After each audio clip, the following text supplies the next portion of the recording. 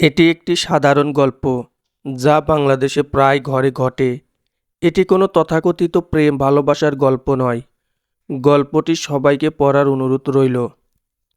আফা, আমার তো মনে হয় ঝিনুকের পেটে বাচ্চা। বাসার কাজের সহকারী জোনাকি বলল।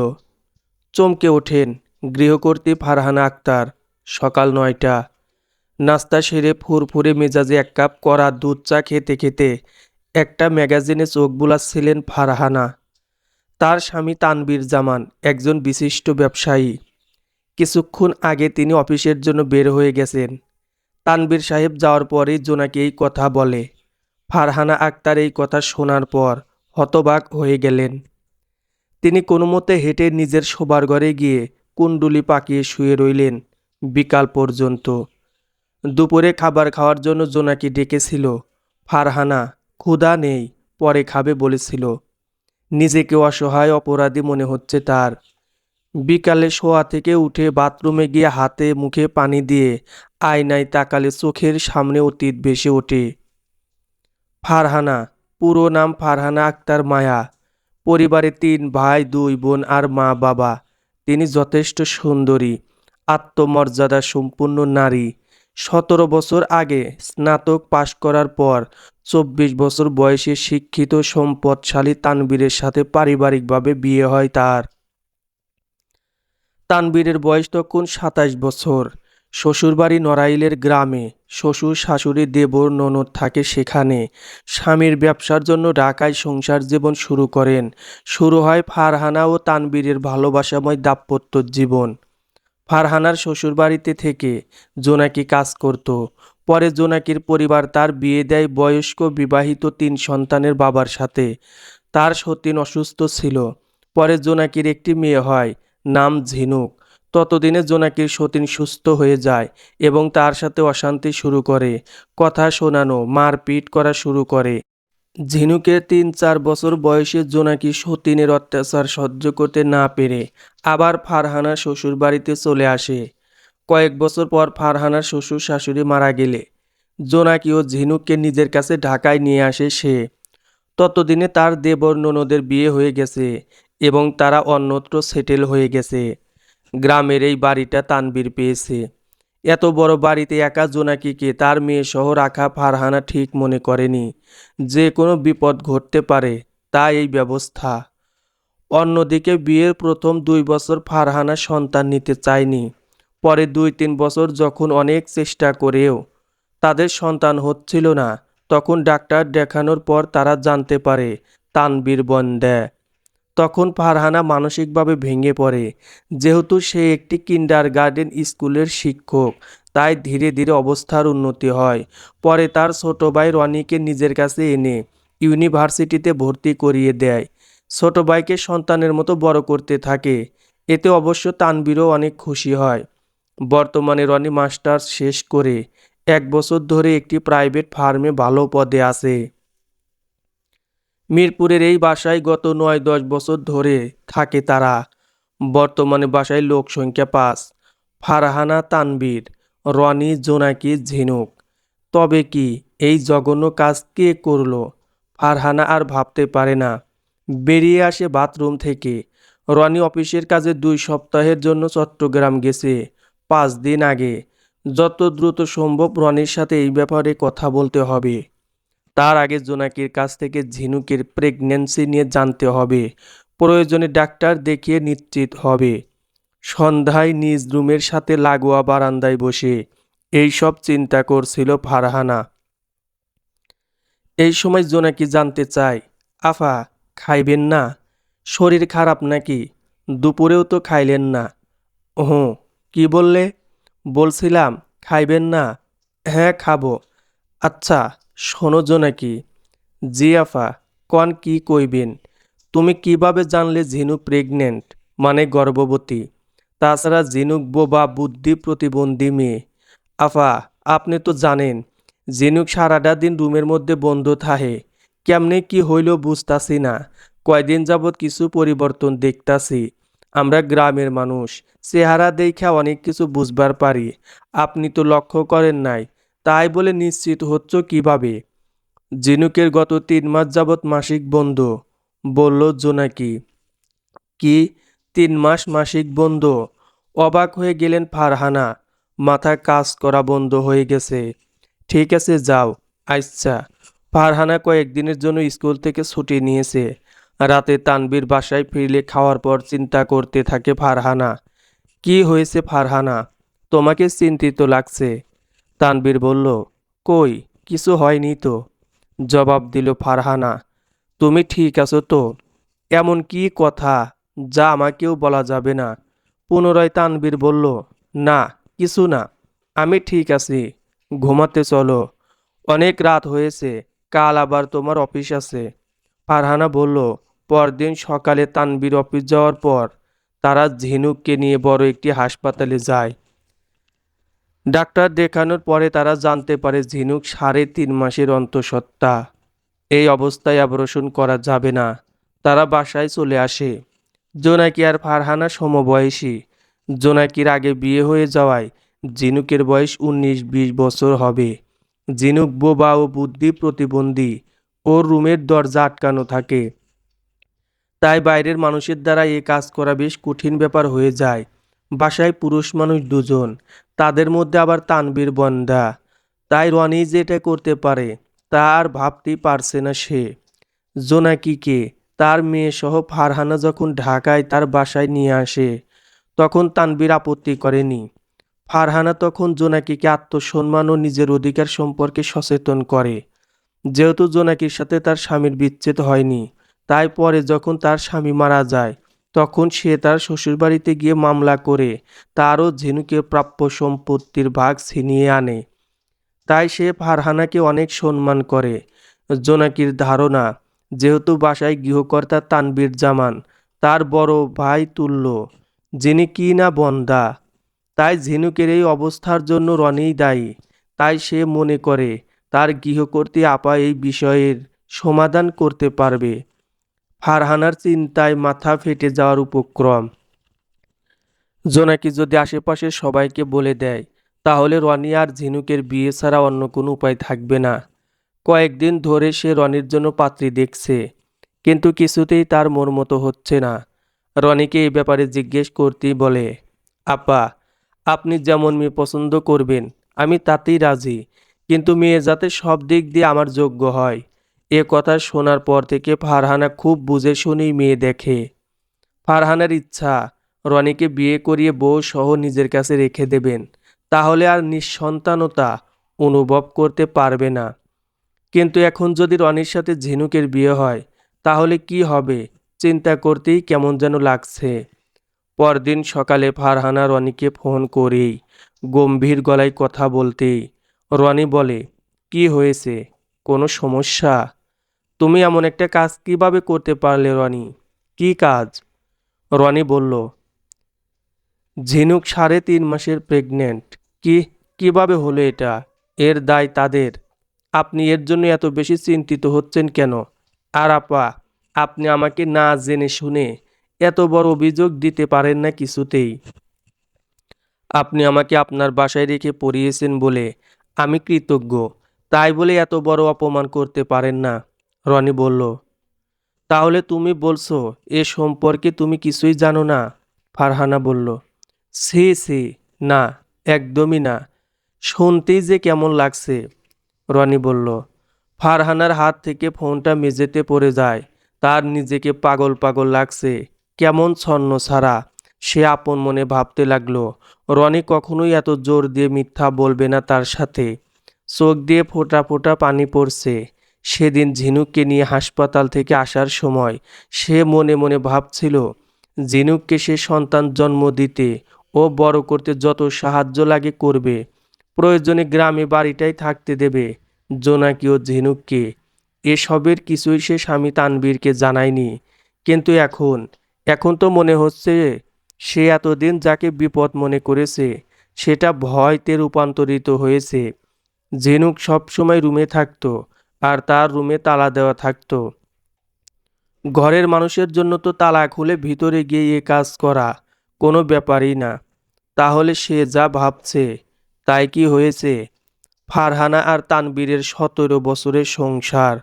যেদিন থেকে জানতে পেরেছে তানবীর সন্তান জন্মদানে অক্ষম, সেদিন থেকে তার সাথে এ নিয়ে আলোচনা করে না। সে তার ভাগ্যকে মেনে নিয়েছিল। এমন কোনো কথা ফারহানা বলতো না যার ফলে তার স্বামী মনে কষ্ট পায়। এমনকি একটা সন্তান দত্তক পর্যন্ত নিতে চেয়েছিল সে। কিন্তু তানবীরের তাতেও আপত্তি ছিল।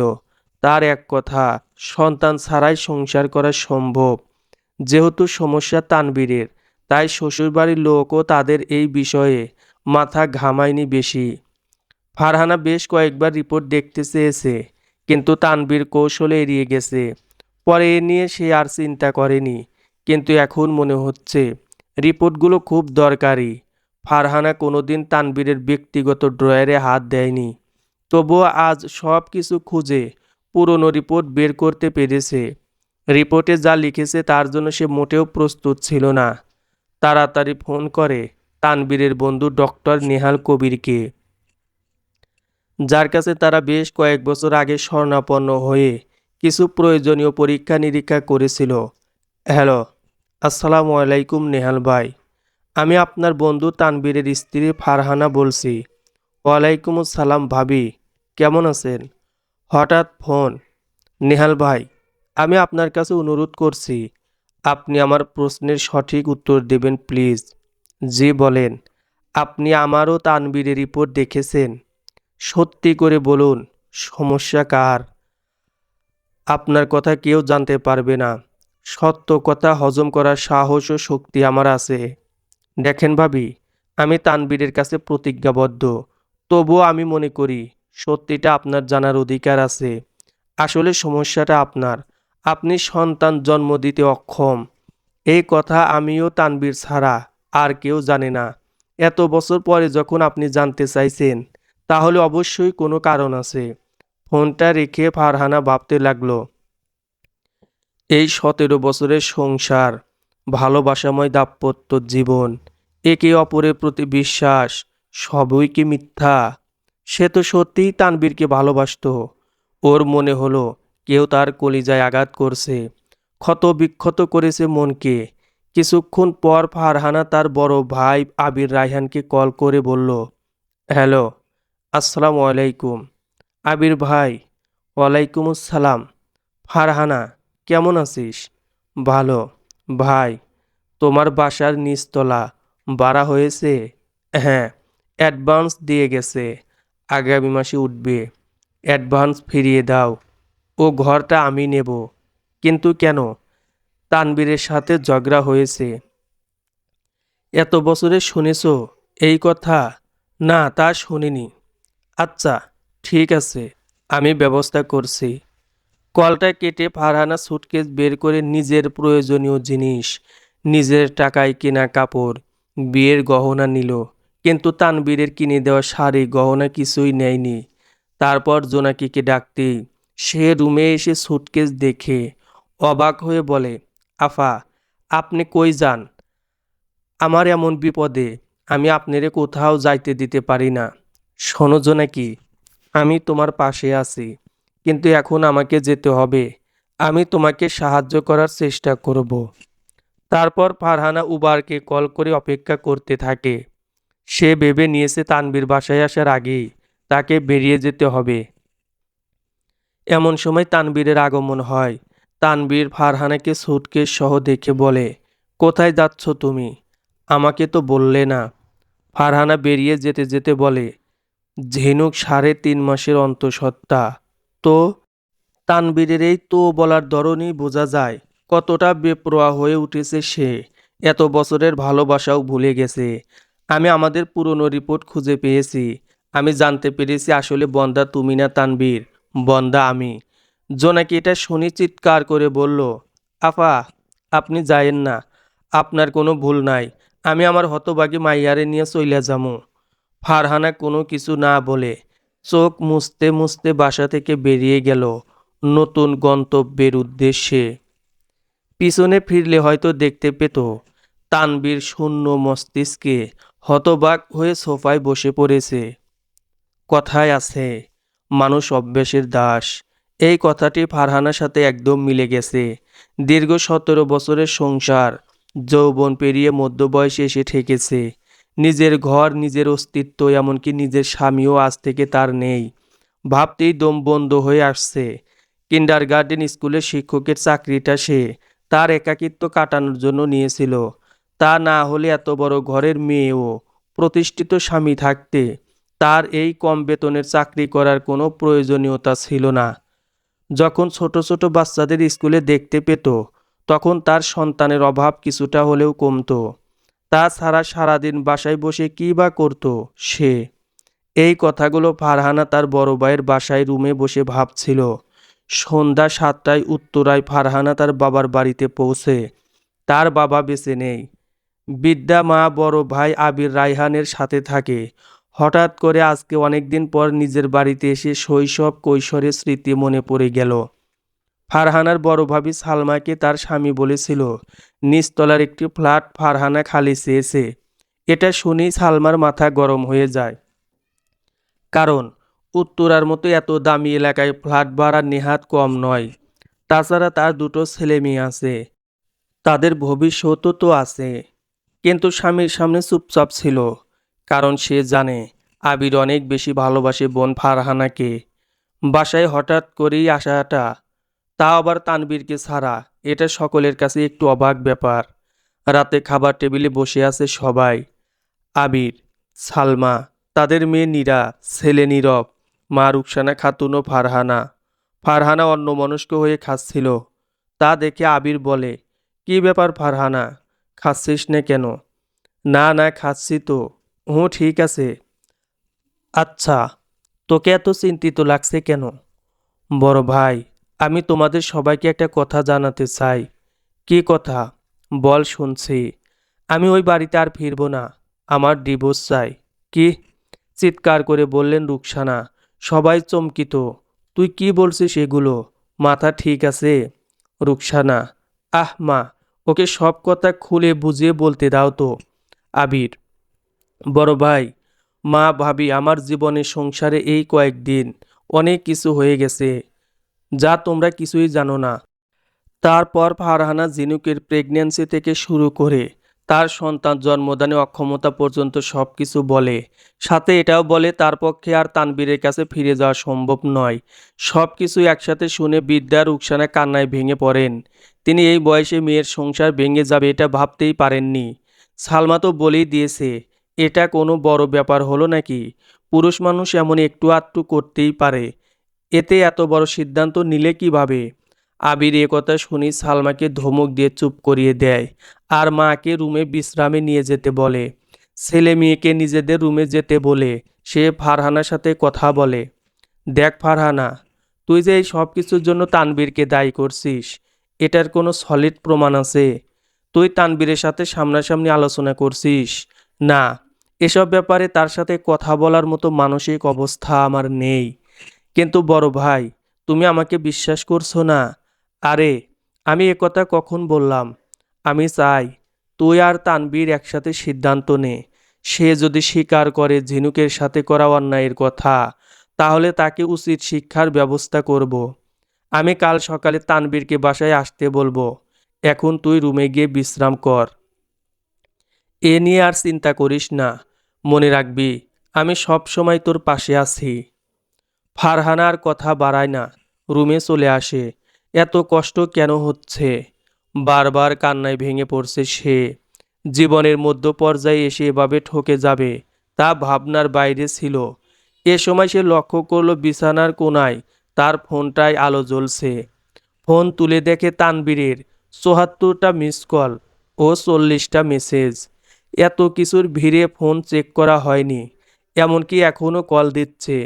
ও বাড়ি থেকে আসার পথে তানবীরকে সামাজিক যোগাযোগ মাধ্যমগুলোতে ব্লক করেছে, কিন্তু ফোনে করেনি। তাই এতগুলো কল। মাথা প্রচণ্ড পরিমাণে ব্যথা করছে, তাই ফোনটা বন্ধ করে ঘুমের ওষুধ খেয়ে কান্না করতে করতে ঘুমিয়ে পড়ে। পরদিন সকালে তানবীর শ্বশুরবাড়িতে আসে। এসে সোজা ফারহানার রুমে যায়। ফারহানা তখন বারান্দায় দাঁড়িয়ে আকাশের দিকে তাকিয়ে অতীত মনে করছিল। এমন সময় তানবীরের আগমন হয়। পাশে কারো উপস্থিতি বুঝতে পেরে তাকিয়ে দেখে প্রাণপ্রিয় স্বামীকে। তানবীর ফারহানাকে দেখে জড়িয়ে ধরে বলে, এভাবে হঠাৎ চলে এলে কেন? ফোন মেসেজ কতবার দিয়েছি, একটারও জবাব দিলে না। আমার কথাটা শোনার চেষ্টা করো প্লিজ। ফারহানা নিজের থেকে তানবীরকে ছাড়িয়ে নিয়ে বলে, আর নাটক করো না তুমি। আমার থেকে এত বছর সত্যিটা লুকিয়ে মিথ্যা বলেছ। আমার জীবনের সবচেয়ে বড় সত্যটির থেকে আমাকে দূরে রেখেছ, আর শেষে আমার ভালোবাসার এই মর্যাদা দিলে। এগুলো করার আগে আমাদের 17 বছরের সংসারের কথা, আমার কথা একবারও তোমার মনে এলো না? তুমি সামান্য একটা কথাকে এত বড় করে বাবার বাড়ি চলে এসেছো। আমি তো তোমাকে কষ্ট দিতে চাইনি বলেই রিপোর্টের কথাটা লুকিয়েছি। কি বললে তুমি? সামান্য ব্যাপার? এটা তোমার কাছে সামান্য একটা ব্যাপার মনে হয়? বিবাহিত মধ্যবয়স্ক একজন পুরুষ হয়েও মেয়ের বয়সী ঝিনুকের সাথে অন্যায় করতে কিভাবে পারলে? জবাব দাও। ফারহানার কথাগুলো শোনার পর তানবীর ঘামতে শুরু করে। কিছুক্ষণ চুপ থেকে বলে, আসলে আসলে তুমি তো জানো আমি তোমাকে কতটা ভালোবাসি। একজন আদর্শ স্বামীর যা যা দায়িত্ব, তার সব এত বছর পালন করেছি। কিন্তু শত হোক আমি একজন পুরুষ মানুষ, আমার কিছু চাহিদা আছে। তাছাড়া গত 2-3 বছর তুমি যেন কেমন হয়ে গেছো। তাছাড়া আমিও কিভাবে যেন এই একঘেয়ে জীবনে বিরক্ত হয়ে যাচ্ছিলাম। আর সেই থেকে আমার দ্বারা একটা ভুল হয়ে গেছে। সময়টা বর্ষাকাল, সকাল 10টা। সকাল হলেও এখন পরিবেশ দেখতে অনেকটা সন্ধ্যাবেলার মতো। চারিদিকে অন্ধকার, আকাশ জুড়ে কালো মেঘের ছড়াছড়ি। মেঘ ডাকার শব্দ প্রতিফলিত হচ্ছে, যে কোনো সময় ঝমঝমিয়ে বৃষ্টি শুরু হবে। বারান্দায় দাঁড়িয়ে ফারহানা ও তানবীর আলাপ করছিল। এমন সময় মুষলধারে বৃষ্টি শুরু হয়। তারা রুমে চলে আসে। ফারহানা নিজেকে শান্ত করে তানবীরকে সোফায় বসতে বলল। এর মাঝে বাসার কাজের লোক নাস্তা দিয়ে গেছে। তানবীর আবার বলতে শুরু করে, আজ থেকে 6 মাস আগে একদিন দুপুরে অফিসে আমার মাথা ব্যথা শুরু হয়। এত খারাপ লাগছিল, তাই বাসায় চলে আসি। সেদিন দুপুর 12টা থেকে তোমার স্কুলের বাচ্চাদের একটা অনুষ্ঠান ছিল সন্ধ্যা 7টা পর্যন্ত। তাই তুমি বাসায় ছিলে না, আর রনি তো অফিসে ছিল। কিন্তু তুমি তো কোনোদিন দুপুরে অফিস থেকে বাসায় আসো না। তা ঠিক, কিন্তু ওই দিন কী যে হলো, বাসায় চলে আসলাম। জোনাকি আমাকে দেখে বলে, ভাইজান, কি হয়েছে আপনি এই দুপুরে বাসায়? শরীর ঠিক আছে? আসলে একটু মাথা ব্যথা আর দুর্বল লাগছে। হাই হাই, ভাইজান, আপনি বসেন, আমি আপনার জন্য ঠান্ডা পানির শরবত আনি। আমি রুমে যাচ্ছি জোনাকি, তোমার আপা কি স্কুলে গেছে? ভাইজান, আজকে সকালে কইল নাকি কি যেন এক অনুষ্ঠান আছে, তার জন্য স্কুলে গেছে। ভাইজান, একটা কথা আছিল, আমার চাচাতো বইন গ্রাম থেকে ডাক্তার দেখাইতে সামনে সরকারি হাসপাতালে আইছে। আমার লগে দেখা করবার জন্য ফোন দিছে, কিন্তু জিনুক রে একলা রাইখা কেমনে যায়? তোমার ফিরতে কত সময় লাগবে? বেশি না, এই ধরেন 1.5-2 ঘন্টা। ঠিক আছে, যাও, আমি ততক্ষণ বাসায় আছি। ধন্যবাদ ভাইজান, আমি এখনই রওনা দিতাছি। এরপর জোনাকি বাসা থেকে বের হয়ে যায়। আমার শরীরটা ভালো লাগছিল না, তাই টিভি দেখছিলাম। হঠাৎ কি মনে করে ঝিনুকের রুমে গেলাম। রুমে দেখি ঝিনুক হাঁড়ি পাতিল দিয়ে খেলা করছে। আমাকে দেখে একটা হাসি দিল। আমার যে কি হলো, একটা ঘোরের মধ্যে চলে গেলাম। তারপর যখন আমি ঘটনা বুঝতে পারি, তখন ঝিনুকের অবস্থা খারাপ, প্রায় অজ্ঞান হয়ে গেছে। তাড়াতাড়ি ওর রুম থেকে বের হয়ে যায়, আর অপেক্ষা করতে থাকি কখন জোনাকি বাসায় ফিরবে। এর কিছুক্ষণ পর জোনাকি বাসায় ফেরে। তাকে দেখে আমি আবার অফিসে চলে আসি। এর পরদিন আমি লুকিয়ে ঝিনুককে জোর করে ঔষধ খাইয়ে দিই। এই অনাকাঙ্ক্ষিত ঘটনার পর প্রথম প্রথম অনুশোচনা হতো, কিন্তু পরে আমি আবার একই কাজ করি, সকলের আড়ালে। গত কয়েক মাস আগে আমি আমার ভুল বুঝতে পারি, কিন্তু তোমাকে বা অন্য কাউকে বলার সাহস পাইনি। আমি মেনে নিয়েছি আমার ভুল হয়েছে। ফারহানা, তুমি তো জানো আমি কেমন। আমি বুঝতে পারিনি এতদিন পর হঠাৎ করে এই ঝামেলাটা বেঁধে যাবে। তুমি আমাকে ক্ষমা করে দাও। আমি আর এমন ভুল করব না। বাড়ি ফিরে চলো প্লিজ। এতটা সময় ফারহানা একটা টু শব্দটি পর্যন্ত করেনি। সে প্রচণ্ড পরিমাণে হতবাক হয়ে গিয়েছে। নিজের স্বামীর কুকীর্তি শুনে তার প্রতি ঘৃণা সৃষ্টি হয়েছে। কিছু তো বলো ফারহানা, আমাকে কি ক্ষমা করা যায় না? ক্ষমা? তাও আবার তোমাকে? ক্ষমা শব্দটির মানে জানো তুমি? তুমি কি মনে করো তুমি শুধুমাত্র একটা ভুল করেছো? না না না, তুমি ভুল না, তুমি তো বিশাল বড় ঘৃণ্য অপরাধ করেছো। আমার ভাবতেই অবাক লাগে, আমি তোমাকে কয়েকদিন আগেও পাগলের মতো ভালোবাসতাম, নিজের থেকেও বেশি তোমাকে বিশ্বাস করতাম। আর তুমি, তুমি আমার বিশ্বাসের এই মর্যাদা দিলে। আমার কথা বাদই দিলাম, কিন্তু জোনাকি, জোনাকি তো তোমাকে নিজের বড় ভাই মানে, আর তুমি কিনা তার বোবা প্রতিবন্ধী মেয়ের সাথে এই কাজ করলে একাধিকবার, তাও নিজের ইচ্ছায়। তুমি মেয়েটার কথা চিন্তা পর্যন্ত করনি। এতটুকু বলে ফারহানা কান্নায় ভেঙে পড়ে। কথাগুলো গলায় বারবার আটকে যাচ্ছে। কিছুক্ষণ দম নিয়ে নিজেকে সামলে ফারহানা বলল, তুমি কি মানুষ তানবীর? তুমি মানুষ না, তুমি একটা হিংস্র পশু, যে একটা সন্তান বয়সী মেয়ের জীবনটা শেষ করে দিয়েছো, তার ভবিষ্যৎ শেষ করে দিয়েছো। এই বলে ফারহানা তানবীরকে একটা চর দেয়। এমন সময় আবির রাগান্বিত হয়ে রুমে প্রবেশ করে। তানবীরের শার্টের কলার চেপে ধরে বলে, বের হও, এক্ষুনি আমার বাসা থেকে বের হয়ে যাও তানবীর। তা না হলে আজ আমি তোমাকে পিটিয়ে আধমরা করে ফেলবো। আমি ভুলে যাব তুমি আমার ভগ্নিপতি। এই কথাগুলো বলে আবির তানবীরকে টেনে বাসা থেকে বের করে মুখের উপর দরজা বন্ধ করে দেয়। দরজা বন্ধ করে আবার ফারহানা রুমে যায়। রুমে প্রবেশ করে দেখে ফারহানা ফুপিয়ে ফুপিয়ে কাঁদছে। আবিরকে দেখে তড়িঘড়ি করে চোখ মুখ মুছতে চেষ্টা করে। আবির গিয়ে খাটে বসে। কিছুক্ষণ চুপ থেকে ফারহানার মাথায় হাত বুলিয়ে দিতে দিতে বলে, আমাকে ক্ষমা করে দিস বোন। আমি বেঁচে থাকতে তোর সাথে এত বড় অন্যায় হওয়ার জন্য। তুই চিন্তা করিস না, আমি রুমের বাইরে থেকে তোদের সব কথা শুনেছি। এখন তোর যা সিদ্ধান্ত নিবি তাই হবে। আমি তোর পাশে আছি বড় ভাই। আমি আমি কিভাবে নিজেকে বোঝাবো? আমি মানতে পারছি না। আমি তার তার সাথে সম্পর্ক রাখতে চাই না। আমার ডিভোর্স চাই। ঠিক আছে, তাই হবে। এদিকে তানবীরের মাথা গরম হয়ে আছে। রাগে সারা গা গিজ গিজ করছে। জীবনে খুব কম অপমানের শিকার হয়েছে সে। আর শ্বশুরবাড়িতে বিয়ের এত বছরে এই প্রথম চরম অপমানিত হলো, তাও আবার সুমন্দি দ্বারা। এটা কোনোভাবেই মানা যায় না। কোনো রকম গাড়ি করে বাসায় ফিরে আসে। বাসায় এসে সোজা ঝিনুকের রুমে চলে যায়। সেখানে দেখে ঝিনুক ঘুমিয়ে আছে, আর জোনাকি তার পাশে বসে আছে। ঝিনুকে দেখে রাগে হিতাহিত জ্ঞান শূন্য হয়ে চর মারে। জোনাকি তাকে বাধা দেওয়ার চেষ্টা করলে তাকে ধাক্কা দিয়ে ফেলে দেয়।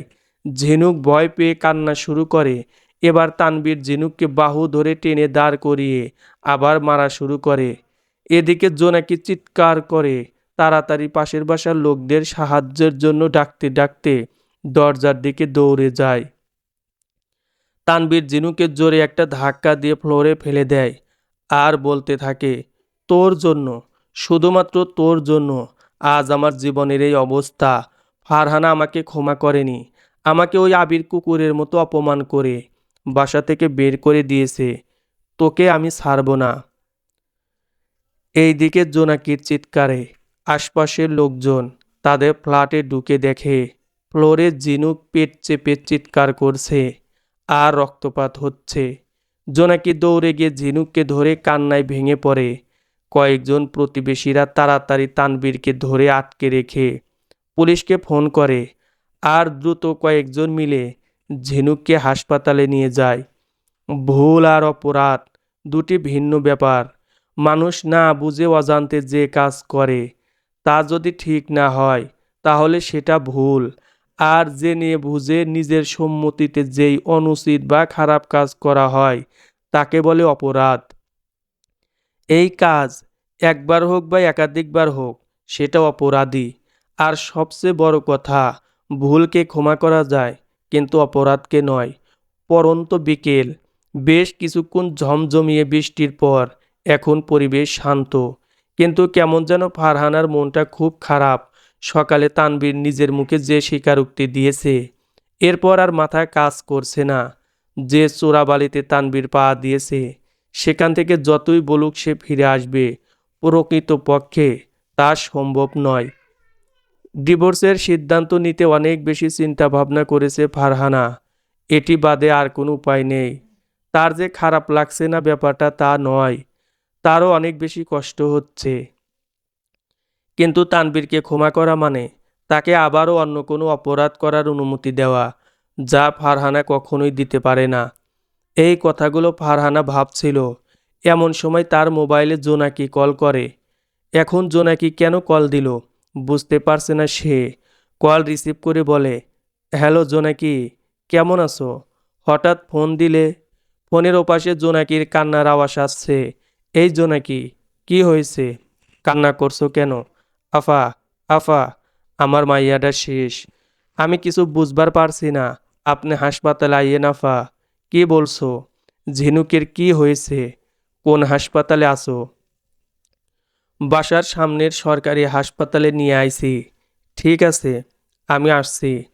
এই বলে ফারহানা দ্রুত হাসপাতালের উদ্দেশ্যে রওনা দেয়।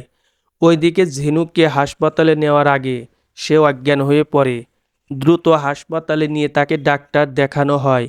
ডাক্তার ঝিনুককে দেখে ভর্তি করাতে বলে এবং দ্রুত ওটিতে নিয়ে যাওয়া হয়। কিছুক্ষণ পর ফারহানা হন্তদন্ত হয়ে হাসপাতালে আসে। তাকে দেখে জোনাকি জড়িয়ে ধরে বলে, আফাগো, ভাইজান কামড়া করলো কি? আমি তো তারে নিজের বড় ভাই মানছিলাম, আর হে আমার অবুঝ মাইয়াডার সর্বনাশ করলো।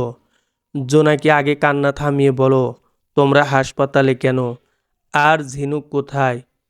তারপর জোনাকি তাকে তানবীরের সকল কার্যকলাপের কথা বলে, কিভাবে সে ঝিনুককে মেরে এই অবস্থা করেছে। সব কিছু শুনে ফারহানা প্রচুর রাগান্বিত হয়ে পড়ে। সে ভাবতেই পারছে না তানবীরকে করা অপমানের জন্য সে এতটা নিচে নামতে পারবে। এমন সময় ডাক্তার ওটি থেকে বের হয়ে আসে। ডাক্তারকে দেখা মাত্র জোনাকি ফারহানা তার কাছে যায় ঝিনুকের শারীরিক অবস্থা জানার জন্য। ডাক্তার বলেন, দেখুন, পেশেন্টকে যখন হাসপাতালে আনা হয় তখন তার অবস্থা আশঙ্কাজনক ছিল। প্রচুর রক্তক্ষরণ হয়েছিল। এর সাথে হাতে গলায় মারের চিহ্ন ছিল। এত খারাপ অবস্থা যে রোগীর জীবন সংকটে ছিল। তার উপর রোগী প্রায় 4 মাসে প্রেগনেন্ট। অতিরিক্ত রক্তক্ষরণের জন্য তার বাচ্চাটা মিসক্যারেজ হয়ে যায়। 2 ব্যাগ রক্ত দিতে হয়েছে। এখন শরীর আগের থেকে ভালো আছে। ফারহানা জোনাকি দুইজনের কেউ এটা আশা করেনি। জোনাকি আবার কান্না শুরু করে দেয়। ফারহানা তখনই তানবীরকে পুলিশে দেওয়ার সিদ্ধান্ত নেয়। তখন তাদের প্রতিবেশীরা বলে, তানবীরকে কিছুক্ষণ আগে পুলিশ গ্রেফতার করেছে ঝিনুককে মারার জন্য। 3 মাস পর আজকে ফারহানা আর তানবীরের ডিভোর্স সম্পূর্ণ হয়েছে। সেদিন ঝিনুকের মিসক্যারেজের দিন ফারহানা নিজে পুলিশের কাছে তানবীরের বিরুদ্ধে সাক্ষ্য দিয়েছিল। সাথে জোনাকিও প্রত্যক্ষদর্শী হিসেবে সাক্ষ্য দেয়। নারী নির্যাতনের মামলা করা হয় তানবীরের নামে। এরপর দিনই ফারহানা ডিভোর্সের জন্য আবেদন করে। সেই সাথে তানবীরের মামলার তদন্ত শুরু হয়। তদন্ত করতে তানবীরের অফিসে গিয়ে পুলিশ জানতে পারে তানবীরের পিএ মিস রূপালী এর সাথে তার বেশ কয়েক মাস ধরে সম্পর্ক চলছে। তদন্ত করে চার্জশিট আদালতে দাখিল করা হয় এবং তানবীর সঠিক প্রমাণ ও সাক্ষ্য গ্রহণের দ্বারা দোষী প্রমাণিত হয়। সেই সাথে শাস্তিস্বরূপ যাবজ্জীবন সশ্রম কারাদণ্ড ও ঝিনুককে নগদ 10 লক্ষ টাকা ক্ষতিপূরণ দেওয়ার নির্দেশ দেয় আদালত। আজকে ফারহানার নিজেকে মুক্ত লাগছে।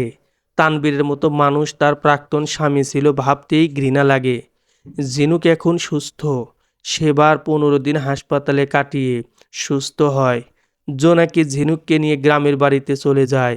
ক্ষতিপূরণের যে টাকা দেওয়া হয়েছে তা দিয়ে মা মেয়ের চলতে কোনো সমস্যা হবে না। আর তাদের সাথে নিয়মিত যোগাযোগ হয় ফারহানার। যে কোনো সমস্যায় পাশে থাকার চেষ্টা করে। ফারহানা এখন উত্তরায় তার বাবার বাসায় নিচতলায় 2 রুমের একটি ছোট ফ্ল্যাটে থাকে। সাথে তার মাকে নিয়ে এসেছে। একা থাকতে ভালো লাগে না। আর স্কুলে চাকরি করে।